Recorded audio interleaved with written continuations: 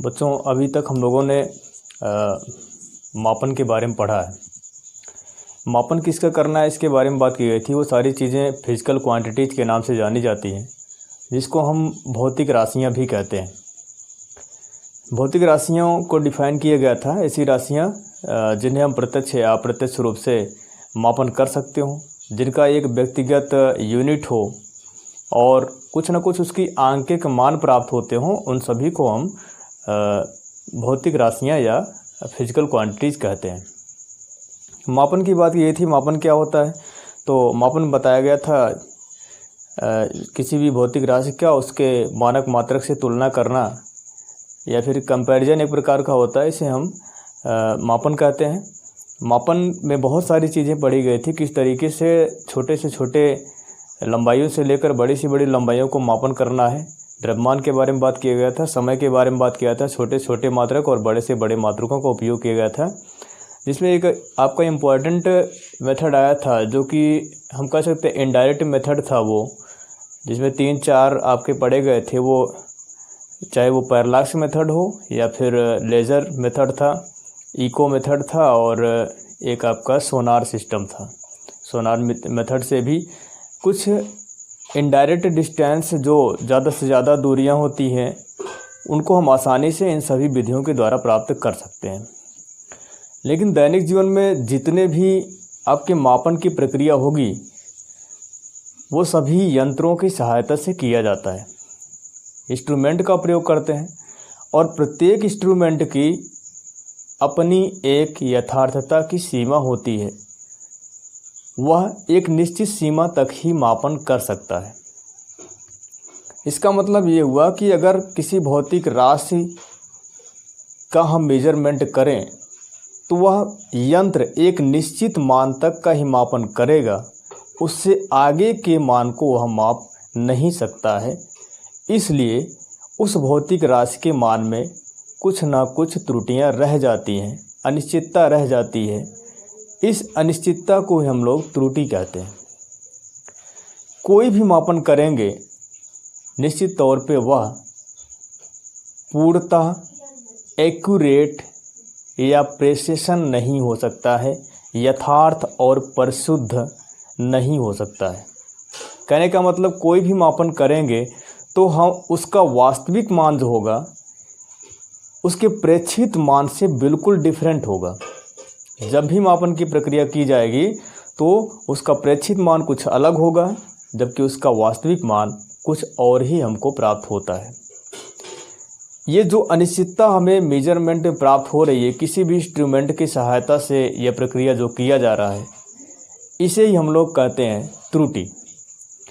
इस त्रुटि का एनालिसिस करना है कि वास्तव में किसी भी मेजरमेंट में किस तरीके की त्रुटियां हो रही हैं और उन त्रुटियों को हम कैसे रिमूव कर सकते हैं, या फिर उसके वास्तविक मान को हम कैसे प्राप्त कर सकते हैं, जो कि अनिश्चितता मापक यंत्र के द्वारा मापने से हमें प्राप्त हुई है। ठीक है, तो इस अध्याय में हमें इसी की चर्चा करनी है। हम लोगों को पहले से ये क्लियर हो गया कि जब भी किसी भौतिक राशि का मापन किया जाएगा, किसी भी यंत्र की सहायता से हम उसका मापन करेंगे, तो ऐसी स्थिति में वह मापक यंत्र उस भौतिक राशि के वास्तविक मान को प्राप्त करने में अक्षम होता है। कोई भी 100% मापन नहीं कर सकता, कोई भी इंस्ट्रूमेंट हो, उसमें कुछ न कुछ अनिश्चितताएं रह जाती हैं। इन्हीं को हम कहते हैं त्रुटियां। अनिश्चितताएं रहने का कारण क्या हुआ कि वह मापक यंत्र पूर्णतः यथार्थ मान नहीं दे सकता है और उसकी प्रेसिशन में कमी है, परिशुद्धता में कमी है। ये दो वर्ड आपके आते हैं, दोनों सुनने में जो है हमें ऐसे ही सेम लगते हैं कि यथार्थ और परिशुद्ध। यथार्थ का मतलब वास्तविकता से है और परिशुद्धता भी लगता है कि बिल्कुल सेम है, एक ही जैसे अर्थ प्रकट कर रहे हैं, जबकि ऐसा नहीं है। इसको समझने के लिए हम एक एग्जाम्पल लें।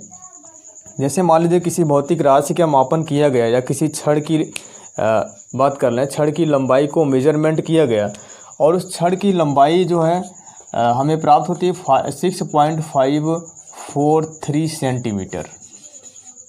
एक आर्डर में इसको दिया गया है। मान लेते हैं कि जो लंबाई इसकी मापी गई है वह कितना आई है, 6.543 सेंटीमीटर, यह इसकी रियल वैल्यू है। इसके छड़ की वास्तविक मान हमें प्राप्त होता है 6.543 सेंटीमीटर। जब हम इसे अलग, अब देखिए इस लंबाई को हम क्या कर सकते हैं, अलग अलग पैमाने से माप सकते हैं, चाहे वो साधारण पैमाने से मापा जाए या फिर वर्नियर पैमाने पर मापा जाए या फिर और किसी अन्य पैमाने पे मापें जिसका रिजॉल्विंग पावर अधिक हो, जिसकी विभेदन सीमा ज़्यादा होगी, वह यंत्र ज़्यादा परिशुद्धता से उस लंबाई को मापन कर सकता है। जबकि जिस यंत्र की विभेदन सीमा कम होगी, जिसका लीस्ट काउंट ज़्यादा होगा, तो ऐसी स्थिति में वह यंत्र इस लंबाई को कम अंकों तक ही मापन कर सकता है। जैसे एग्जाम्पल देखा जाए, अगर हम इसे एक ऑर्डिनरी स्केल पे मापन करें, इस लंबाई को हम एक साधारण स्केल से मापें, तो साधारण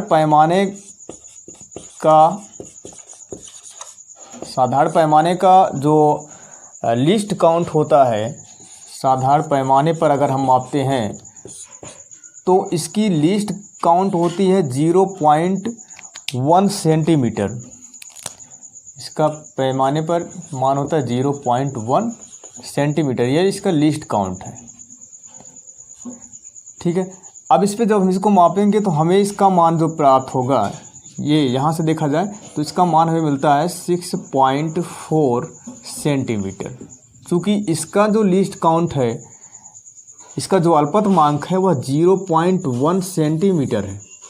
जब इससे हम मेजरमेंट करेंगे तो यह 0.1 तक के ही मान को मापन कर सकता है। इसकी प्रेसेशन भले ही कम हो, लेकिन इसकी वैल्यू अगर हम देखें तो 6.5 सेंटीमीटर जो है, इसकी वैल्यू 6.543 सेंटीमीटर इसके लगभग निकटतम में है।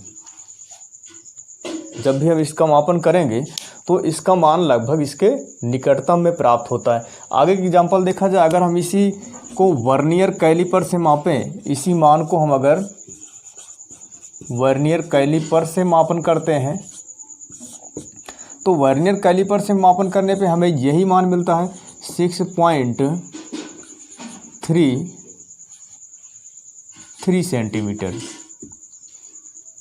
मान लीजिए इसका मान वर्नियर कैलिपर से मापेंगे, ऐसा क्यों मिलेगा? क्योंकि वर्नियर कैलिपर्स का अल्पतमांक होता है 0.01 सेंटीमीटर। अब इस बार इसका क्या, वो प्रेसेशन बढ़ गया, इसकी परिशुद्धता 0.01 अर्थात 2 अंकों तक बढ़ गया। 5 पॉइंट के बाद 5, 4 इतने अंकों तक इसकी प्रेसेशन बढ़ गई। इस बार देखा जाए तो इसकी जो वैल्यू आए 6.3 कम है इसके रियल वैल्यू से, वास्तविक मान से, लेकिन इसकी परिशुद्धता बढ़ गई। इसके मापन की जो क्षमता है वह हमें बढ़ी हुई मिलती है, अर्थात हम कह सकते हैं कि यह जो मान प्राप्त हुआ है ये अधिक परिशुद्ध है। इसकी परिशुद्धता जो है वह अधिक है, मैक्सिमम है, और इसकी एक्यूरेसी अधिक है, ये एक्यूरेट ज़्यादा है, जबकि इसका प्रेसेशन ज़्यादा है। अलग अलग स्केल पे मापा गया, इनकी वैल्यूज अलग अलग मिली। इसका मतलब क्या हुआ कि इनके मान में उन यंत्रों की वजह से अनिश्चितताएं प्राप्त हो रही हैं, और यही अनिश्चितताएं आपकी इस मेजरमेंट में एरर कहलाती हैं या त्रुटि कहलाती हैं, जिसको हमें पढ़ना है। ठीक है, इसी वैल्यू को अगर हम फिर से स्क्रू गेज से मापें तो उसका अल्पतमांक 0.001 सेंटीमीटर होता है। ऐसे में इसकी वैल्यू क्या प्राप्त होगी, 6.321 या 2 सेंटीमीटर। अब इस बार क्या हुआ कि इसने 3 अंकों तक, पॉइंट के 3 अंकों तक आसानी से मेजर कर लिया। इसकी प्रेसेशन तो और ज़्यादा बढ़ गई, इसकी विभेदन सीमा जो है बढ़ गई, लेकिन एक्यूरेसी इसकी घटती हुई चली आ रही है। एक्यूरेसी डिक्रीजिंग ऑर्डर में, जबकि इसकी प्रेसेशन क्या हो रही है, इंक्रीजिंग ऑर्डर में। जैसे जैसे यंत्र, अच्छे यंत्र का उपयोग करेंगे जिसकी लिस्ट काउंट कम हो, ऐसी स्थिति में क्या होगा, इसके लिस्ट काउंट कम है 0.01। लिस्ट काउंट कम होने पर या उसकी विभेदन सीमा अधिक होने पर वह अधिक से अधिक अंकों तक मापन कर सकता है, अर्थात वो अधिक परिशुद्धता का मान हमें प्राप्त करेगा, जबकि इसकी एक्यूरेसी हमारी कम होती जाएगी, यथार्थता कम होती जाती है। यहाँ पे दो वर्ड हमें मिला है, दो वर्ड मिला, एक एक्यूरेसी और दूसरा है प्रेसिशन। एक्यूरेसी को क्या कहते हैं, एक्यूरेसी को बोला जाता है, एक्यूरेसी इसको बोलते हैं हम लोग यथार्थता। यथार्थता एक्यूरेसी क्या कहलाता है कि किसी भी भौतिक राशि के मापन में प्राप्त होने वाला मान उसके वास्तविक मान के कितने निकट है, यह उसकी यथार्थता से पता चलता है, एक्यूरेसी से पता चलता है। किसी भौतिक राशि का प्रेक्षित मान जो है, जो हमने इंस्ट्रूमेंट के द्वारा प्राप्त किया है, मेजरमेंट किया है, उसका वह मान इसके वास्तविक मान के कितने निकट थे। यहाँ पे देखा जाए इसका यह प्रेक्षित मान है 6.4 सेंटीमीटर, जबकि वास्तविक मान कितना है 6.543। ठीक है, ऐसे में देखा जाए तो यह मान जो हमारा जनरल एक साधारण पैमाने से लिया गया 6.4 सेंटीमीटर प्राप्त हुआ है, यह मान इसके वास्तविक मान के निकट है, अतः यह अधिक यथार्थ वैल्यू है, जबकि जो हमारा स्क्रू गेज से मान प्राप्त किया जाएगा वह अधिक परिशुद्ध होगा, क्योंकि उसकी विभेदन की सीमा ज़्यादा है। तो यहाँ से डेफिनीशन इसकी भी बन सकती है, प्रेसिशन है, प्रेसिशन को कहते हैं परिशुद्धता, प्रेसिशन कहलाती है परिशुद्धता। ठीक है, परिशुद्धता क्या कहलाती है कि यह परिशुद्धता से हमें यह पता चलता है कि कोई भी भौतिक राशि किस विभेदन सीमा तक मापी गई है, अर्थात वो किस इंस्ट्रूमेंट से मापा गया कि वह अधिक परिशुद्ध वैल्यू हमें प्राप्त कराता है। तो प्रेसिशन से हमें यही पता चलता है कि कोई भी भौतिक राशि किस विभेदन सीमा तक मापी गई है, जबकि एक्यूरेसी है या यथार्थता हमें यह बताती है कि कोई भी भौतिक राशि का प्रेक्षित मान उसके वास्तविक मान के कितने निकट है, कितना पास है, अर्थात उसमें कितनी अनिश्चितताएं हैं।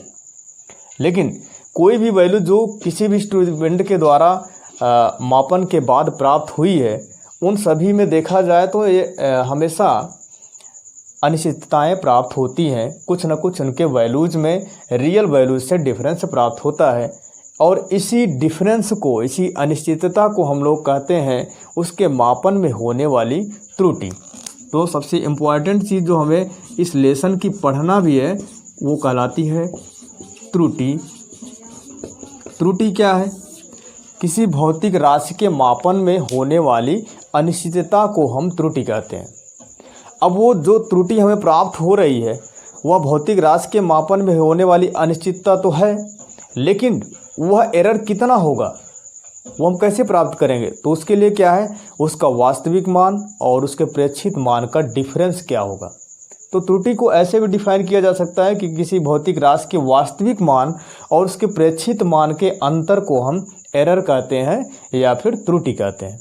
किसी भौतिक राशि के वास्तविक मान किसी भौतिक राशि के वास्तविक मान तथा उसके प्रेक्षित मान के अंतर को हम त्रुटि कहते हैं, या किसी भौतिक राशि के मापन में होने वाली अनिश्चितता को हम त्रुटि कहते हैं।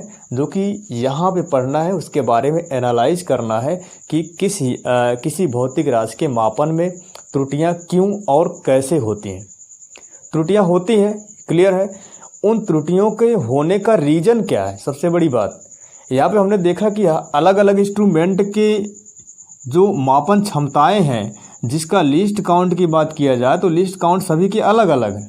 तो सबसे मेन रीज़न जो आपको प्राप्त होता है कि त्रुटियों का जो मुख्य कारण होगा वह यंत्रों की विभेदन सीमाओं का अलग अलग होना। जो फैक्ट सबसे इम्पॉर्टेंट चीज़ जो मिलती है, अलग अलग यंत्र की विभेदन सीमा अलग अलग होती है, इसलिए इन यंत्रों के द्वारा मापन में जो वैल्यूज प्राप्त होंगी उनका मान भी अलग अलग होगा। यही सबसे मुख्य कारण है। लेकिन मापन में होने वाली बहुत सारी त्रुटियां हो सकती हैं। अगर आप जिस भी प्रयोगशाला में मापन कर रहे होंगे, जिस टेबल पे आपने उस इंस्ट्रूमेंट को रखा होगा उसके वाइब्रेशन होने की वजह से भी उसमें कमियां आ सकती हैं। टेम्परेचर या वायु के द्वारा पड़ने वाला प्रेशर से भी वैल्यूज़ के मान में डिफरेंस हो सकता है, जो कि रैंडम आपका ये प्रॉब्लम है, इसको रिमूव भी किया जा सकता है। तो इन बहुत सारी ऐसी त्रुटियां आएंगी जो इस मुख्य त्रुटि के कारण को जन्म देती है। तो ऐसे में देखा जाए, हम थ्योरेटिकल कुछ चीज़ों को बता दे रहे हैं, उसके बाद हम लोग डायरेक्ट डेरिवेशन पे चलेंगे। त्रुटियों का मुख्य कारण कौन कौन से हैं? तो त्रुटियों के कारणों को जानने के लिए हमें समझना पड़ेगा कि त्रुटियां किस तरीके से हो सकती हैं। एक तो हम देख रहे हैं कि इंस्ट्रूमेंट की वजह से त्रुटि हो सकती है, और दूसरा जो मापन करता है, जिसने प्रयोग करना स्टार्ट किया है, उसके द्वारा भी त्रुटि हो सकती है। उसके अंदर भी दोष हो सकता है जिसकी वजह से त्रुटियां होंगी।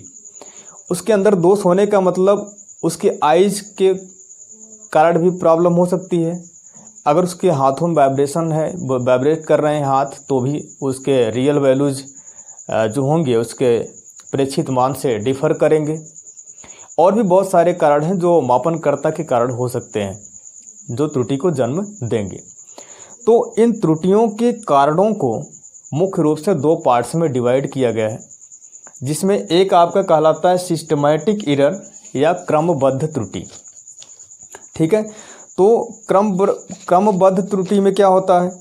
अगर मापन यंत्र हमारा डिस्टर्ब है, क्रमबद्ध त्रुटि में, जो कि हमारा सिस्टम मान लीजिए कहीं पे पूरा बना हुआ है, जब ये मापन की प्रक्रिया को स्टार्ट करेंगे तो मापन यंत्र हमारा जो है, चाहे वो साधारण पैमाना हो या वर्नियर कैलिपर्स हो, स्क्रू गेज हो, गोलाई मापी हो, ठीक है, किसी भी पैमाने की बात करें, अगर उसमें किसी प्रकार की त्रुटि पहले से ऑलरेडी है तो निश्चित है हमारा प्रेक्षित मान उसके रियल वैल्यू से, वास्तविक वैल्यू से बदल के प्राप्त होगा।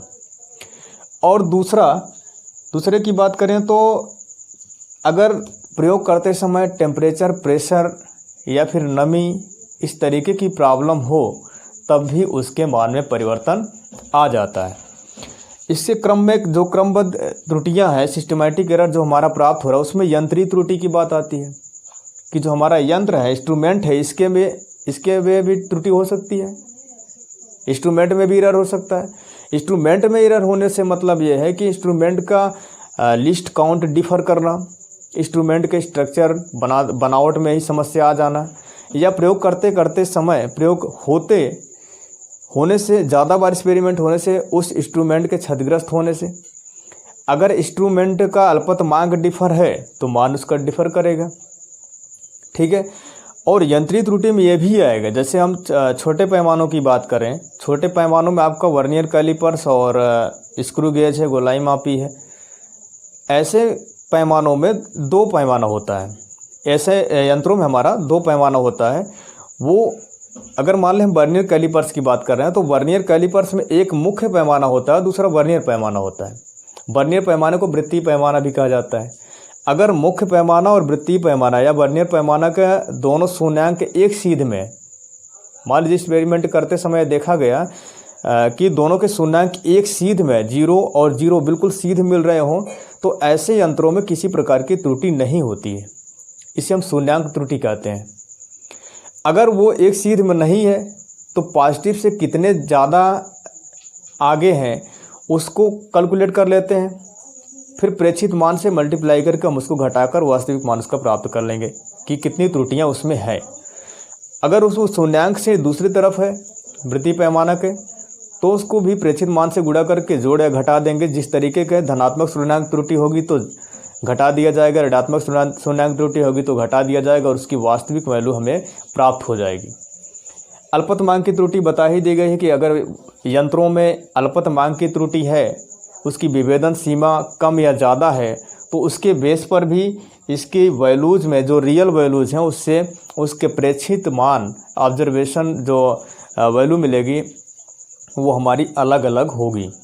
ठीक है, और इसमें आपका आता है अल्पतमांक त्रुटि हो गई है, एक अचर त्रुटि आती है। अचर त्रुटि का मतलब जो वेरिएबल हमारा मिलेगा, जैसे मान लीजिए कोई प्रयोग हमने स्टार्ट कर दिया, तो प्रयोग में एक ही वैल्यू एक निश्चित मान के अंतर के बाद जो है प्राप्त होगी, तो ऐसी त्रुटि हमारी अचर त्रुटि कहलाती है।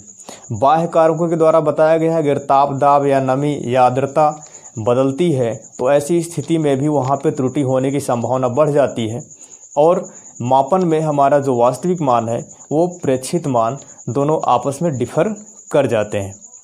और व्यक्तिगत त्रुटियां भी हो सकती हैं, जैसे मापनकर्ता के द्वारा भी त्रुटियां हो सकती हैं, उसके द्वारा प्रेक्षित मान हमारा कैलकुलेट करने में गड़बड़ी हो सकती है, या उसके द्वारा देखने पर वैल्यू डिफ़र कर जाए, उसके आइज प्रॉब्लम होगी तब भी उसका मान डिफ़र कर जाएगा। तो व्यक्तिगत त्रुटियां भी उसके द्वारा हो सकती हैं।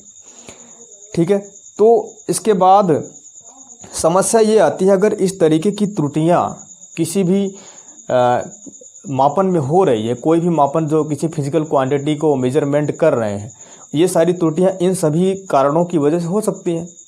लेकिन इन त्रुटियों को हम कैसे एक्सप्रेस करेंगे?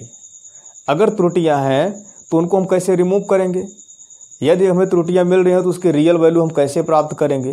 ये सारी समस्याएं हमारे सामने है, जिसको यहाँ पे देखना है। तो त्रुटियों को एक्सप्रेशन करने के लिए, त्रुटियों को दिखाने के लिए हमारे पास मुख्य 3 विधियां होती हैं, जिसको हम 3 रूपों में दिखा सकते हैं। एक निरपेक्ष त्रुटि होती है, जिसको हम एब्सोल्यूट एरर भी कहते हैं। दूसरा आपका आपेक्षिक या भिन्नात्मक अथवा प्रतिशत त्रुटि भी कहते हैं, परसेंटेज एरर भी कहा जाता है, रिलेटिव एरर भी कहा जाता है, जिसके रूप में हम इसको दर्शा सकते हैं। और तीसरा आपका होता है वर्ग माध्य मूल त्रुटि, रूट मीन स्क्वायर एरर। इसके द्वारा भी हम इसको आसानी से दिखा सकते हैं कि कौन सी त्रुटि किस भौतिक राशि के मापन में प्राप्त हो रही है। ठीक है, तो सबसे पहले कोई भी त्रुटि अगर हमें प्राप्त हो रही है किसी भी भौतिक राशि के प्रयोग के दौरान, तो हम उसको कैसे दिखाएंगे? एब्सोल्यूट एरर क्या है? सबसे पहले हम निरपेक्ष त्रुटियों की बात कर लें। निरपेक्ष त्रुटियां क्या होती हैं? निरपेक्ष त्रुटि किसी भौतिक राशि के मापन में प्राप्त हो सकती है, और वो तभी प्राप्त होगी जब उसका वास्तविक मान और प्रेक्षित मान का अंतर हो। जैसे किसी भौतिक राशि का वास्तविक मान हमें पता हो, जैसे ग्रेविटेशन, उसकी गुरुत्व त्वरण की बात कर लें, उसका फिक्स वैल्यू होता है 9.8 मीटर पर सेकंड स्क्वायर। अगर हम इसकी वैल्यू प्रयोग के द्वारा निकालें तो कुछ ना कुछ डिफ़र करके आती है, 9.7, 9.6, इस तरीके से कई बार अलग अलग एक्सपेरिमेंट में अलग अलग वैल्यूज हमें प्राप्त होती हैं।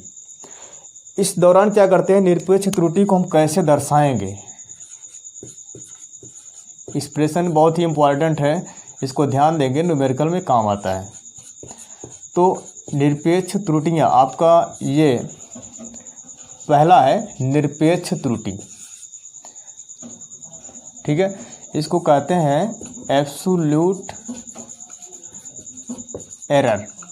एब्सोल्यूट एरर, एब्सोल्यूट एरर में क्या होगा, किसी भौतिक राशि के मापन में, या कह सकते हैं किसी भौतिक राशि के प्रेक्षित मान या वास्तविक मान और प्रेक्षित मान के अंतर को हम निरपेक्ष त्रुटि कहते हैं।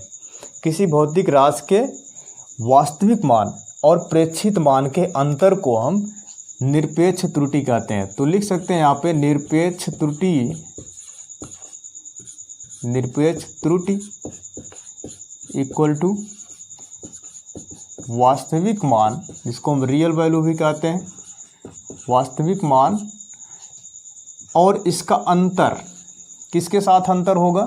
प्रेक्षित मान के साथ, जो ऑब्जर्व्ड वैल्यू मिली है, प्रेक्षित मान। ठीक है, कभी कभी ऐसी परिस्थितियां बनती हैं कि किसी भी भौतिक राशि का वास्तविक मान नहीं दिया होता है।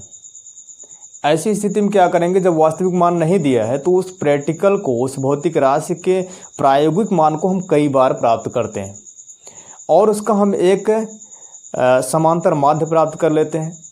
वही समांतर माध्य या माध्य वैल्यू, जो मीन वैल्यू आती है, इसका वास्तविक मान कहलाता है। तो उसके द्वारा हम क्या कर लेते हैं, निरपेक्ष त्रुटि को पता कर सकते हैं। अगर वास्तविक मान नहीं पता है, किसी भौतिक राशि का मापन मान लीजिए किया जा रहा है जिसमें वास्तविक मान नहीं दिया है, अब ये नहीं दिया है तो ये निकालना बड़ा मुश्किल होगा। ऐसे में क्या करते हैं, बताया गया, हम लोग उस भौतिक राशि का प्रयोग के द्वारा कई बार मान प्राप्त कर लेते हैं। तो मान लेते हैं कोई भौतिक राशि ए है, कोई फिजिकल क्वांटिटी है ए, जिसका हमें निरपेक्ष त्रुटि पता करना है। तो ऐसे में क्या होगा, इसका कई बार प्रयोग करेंगे और प्रयोग के दौरान हम मान लीजिए पाते हैं इसमें पहली बार प्रयोग किया तो इसकी वैल्यू A1 आई, दूसरी बार A2, A3, इसको हमने n टाइम्स किया और इसकी वैल्यू मिली AN। अब क्लियर है, इसका वास्तविक मान निकालने के लिए हमें क्या करना है, इसका मीन निकालना है। मीन निकालने के लिए AM लिख दिया, mean value of A, physical quantity A है। इस भौतिक राशि का प्रयोग कई बार प्रयोग के दौरान मान प्राप्त हुआ A1, A2, A3 so on AN times, nवीं बार प्रयोग करने पर मान मिला है AN। अब जब इसकी वास्तविक मान नहीं पता है तो इसके वास्तविक मान को पता करने के लिए हम क्या करते हैं, समांतर माध्य निकाल लेते हैं। तो इसका इस भौतिक राशि का वास्तविक मान AM से आपका रिप्रेजेंट किया गया है। AM इक्वल टू हो जाएगा A1 plus A2 plus A3 something so on करके प्लस AN और बाई N। ठीक है, ये हमारा वास्तविक मान प्राप्त हो गया। अब प्रत्येक मापन में, प्रत्येक प्रेक्षित मान में होने वाली निरपेक्ष त्रुटि कितनी होगी। तो निरपेक्ष त्रुटि के लिए हम क्या करते हैं, डेल्टा A1, निरपेक्ष त्रुटि के लिए डेल्टा A1 पहली बार जो प्रेक्षित मान आया उसमें होने वाली त्रुटि, निरपेक्ष त्रुटि, ये हो जाएगा इसका वास्तविक मान माइनस प्रेक्षित मान, पहले के लिए निरपेक्ष त्रुटि। दूसरा कितना आया था, A2 आया था, तो A2 के लिए जो निरपेक्ष त्रुटि आएगी delta A2 equal to AM minus A2, इस तरीके से निकाल लेंगे। ऐसे ही सो ऑन nवें टर्म्स के लिए delta AN equal to AM minus AN। इस तरीके से हम किसी भी भौतिक राशि के निरपेक्ष मान को प्राप्त कर सकते हैं। अगर भौतिक राशि के मेजरमेंट में होने वाली त्रुटियां परसेंटेज के रूप में दी गई हैं या निरपेक्ष त्रुटियों के रूप में ही दिया गया है, तब हम उसका भिन्नात्मक त्रुटि या आपेक्षिक त्रुटि या फिर प्रतिशत त्रुटि के रूप में लिखते हैं। तो अगले मेथड का डेरिवेशन हम अगले वीडियो में देखेंगे। आप इसको अच्छे से लिख लीजिएगा, नोट्स बना लीजिएगा और दिखा दीजिएगा ग्रुप में भेजकर किस तरीके का नोट्स आपने बनाया है। अच्छे से लिखिएगा। आप मेन वैल्यूज ही लिखेंगे, मेन डेफिनेशन ही लिखेंगे यथार्थता की। सबसे पहले आप लिखेंगे त्रुटि क्या होती है, उसके बाद यथार्थता, परिशुद्धता, अल्पतमांक, किसी भौतिक राशि या किसी मापक यंत्र के द्वारा मापी जा सकने वाली न्यूनतम माप जो होता है वो उसकी अल्पतमांक कहलाती है। ठीक है, और परिशुद्धता हमेशा उसके अल्पतमांक पर ही निर्भर करती है। परिशुद्धता उसके अल्पतमांक के व्युत्क्रमणपाती होती है, जिस वजह से उसकी प्रेसिशन की वैल्यू बढ़ जाती है। तो इतना चीज़ें देखेंगे आप, त्रुटि, यथार्थता और परिशुद्धता और अल्पतमांक क्या होता है, डिफरेंट टाइप्स के जो इंस्ट्रूमेंट हैं उनके अल्पतमांक क्या क्या होंगे, वो सारी चीज़ें आप लिख के फेयर में दिखाइएगा।